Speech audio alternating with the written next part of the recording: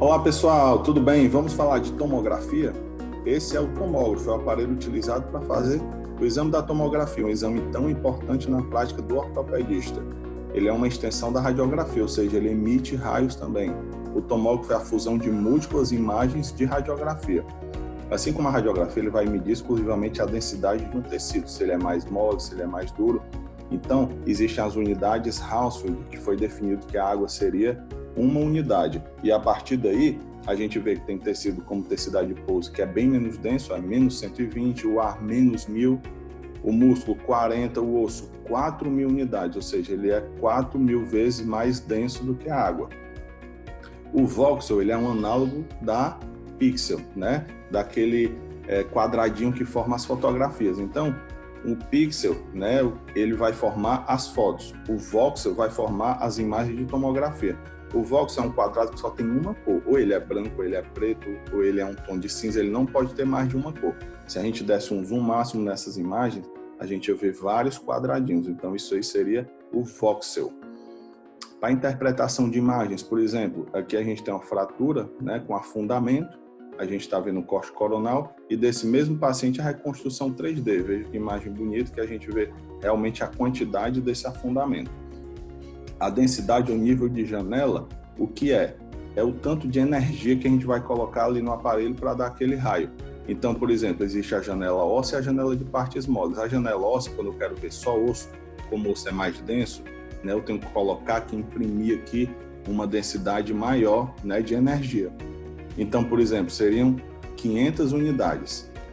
E na janela de partes moles, seria 40 apenas. Vejam só que aqui é o mesmo paciente, tá? Aqui na esquerda é uma janela óssea, eu quero ver apenas o osso. E aqui na direita é uma janela de partes moles. Veja que eu vejo aqui, ó, o músculo, né, bem definido. Aqui até o ligamento cruzado posterior eu vejo, tendão do quadríceps, tendão patelar. Então, aqui a gente está interessado em ver a parte mole. E aqui a gente está interessado em ver apenas a parte óssea. A gente define isso aí quando a gente coloca na suspeita diagnóstica. O radiologista vai ver qual das duas janelas a gente vai querer utilizar. A tomografia ela vai complementar a radiografia quando ela não é suficiente. Então, algumas fraturas intraarticulares, avaliar se o osso consolidou, né, se ele colou, avaliação da soltura de componentes de prótese, melhor estudo da articulação patelofemoral e substituir a ressonância em alguns casos. Eu vou falar cada um para vocês, tá? Aqui, as fraturas intraarticulares, vejam que uma fratura do planalto, teve aqui um split e teve também um afundamento, né? Está me ajudando a definir como é que foi o padrão de lesão. Aqui é uma fratura mais grave, né? Um desvio maior, né? E múltiplos fragmentos. Aqui já outro paciente, ó, com fratura de ambos os planaltos, uma fratura mais grave, e aqui vai nos ajudar a ver o vértice da fratura, onde eu vou colocar os meus implantes, a minha placa, se eu vou colocar alguns parafusos e a posição desses parafusos. Tudo isso aqui a radiografia não vai nos mostrar tão bem e a tomografia vem exatamente para nos auxiliar. Avaliar se um osso colou ou não, né? Quando ele não cola, a gente chama pseudartrose. Aqui a gente tem alguns exemplos de uma pseudartrose hipertrófica, que ó, cresceu o osso para todo lado, mas não colou. Aqui formou só uma fibrose, aqui não colou absolutamente nada.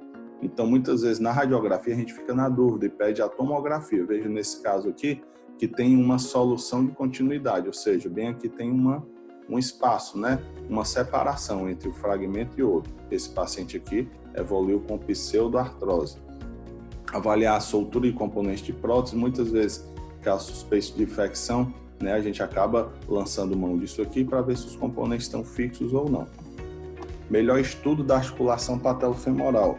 A articulação patelofemoral a gente vê bem aqui com a tomografia. Aqui é o protocolo de Lyon, a gente vai ter uma aula só sobre isso, mas enfim, são dadas tomografias tanto no tornozelo, no joelho, no quadril, e aqui vão ser feitas várias medidas, tá? O quanto é rodado o quadril, né? O quanto a patela lateralizada ou é inclinada, o quanto a tíbia é rodada.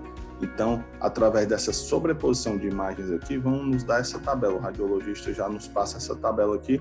Isso ajuda muito a gente, principalmente para programar, por exemplo, uma cirurgia de paciente que tem instabilidade da patela, né, de luxação da patela. Saber onde a gente vai mexer aqui no joelho do paciente.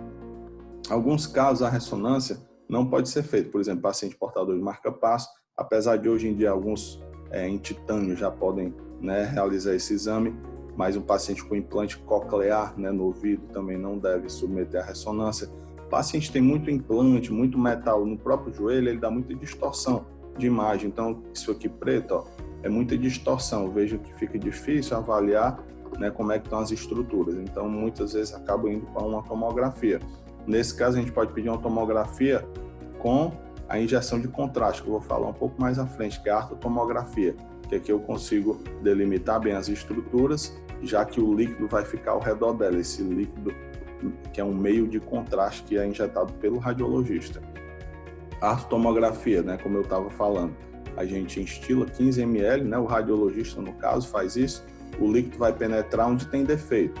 Então, ele vai poder ver se tem corpo livre, se tem lesão de cartilagem, lesão meniscal ou ligamentar.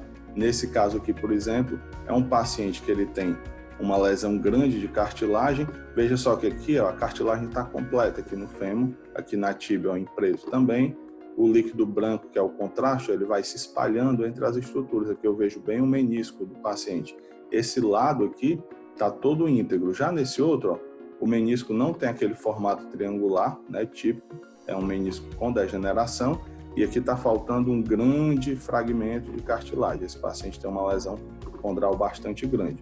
E a artotomografia nos ajudou. Pacientes que fazem sutura de menisco, por exemplo, a ressonância continua vendo aquela linha de lesão. Muitas vezes fica na dúvida se ele é uma nova lesão, né? Se aquele menisco realmente não colou ali, não cicatrizou aquele local, e a tomografia ela pode nos tirar essa dúvida. Se entrar líquido, é porque realmente existe uma lesão. Espero que vocês tenham gostado, fiquem atentos às próximas aulas no Por Dentro do Joelho. Um abraço, pessoal!